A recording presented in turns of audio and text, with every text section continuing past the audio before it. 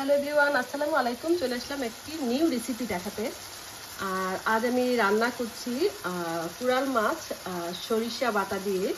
আর সরিষা ইলিশ যেভাবে রান্না করা হয় অনেকটা সেভাবে। তো আমি একটা ভিডিওতে দেখেছিলাম ইসিদের যে কাপড় ব্লগ, ওনারা একটা জায়গায় গিয়ে মানে চিটাগাং, ওইখানে গিয়ে কুরাল মাছের একটা ভাপা কুরাল খেয়েছিল, যেটা ছিল কলা গাছের পাতা দিয়ে মুড়ানো।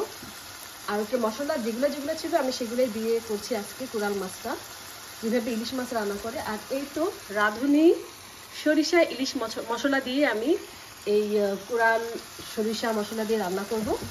আর এখানে আমি 5 টুকরা কুরাল মাছ নিয়ে নিয়েছি। এখানে রাঁধুনির যে সরিষা ইলিশ মশলাটা সেটা দিয়ে মাখিয়ে রেখেছি।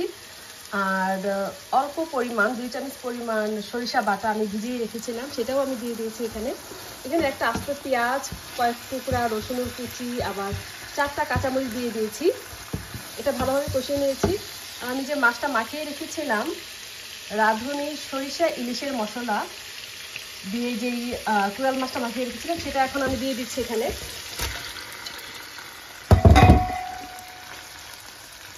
সরি, একটু শব্দ হলো। তো আপনারা এভাবে রান্না করে দেখবেন, অনেক ভালো লাগবে, অন্যরকম একটা টেস্ট পাবেন। আমি কখনো খাইনি, বাট আজকে আমি ট্রাই করব। তো আমার মনে হচ্ছে খুবই মজা হবে ইনশাল্লাহ। তো কুরাল ভাপা যেভাবে করা হয় সেভাবে করছি না, তো আমি অনেকটা সরিষা ইলিশ যেভাবে করে ওইভাবেই করছি।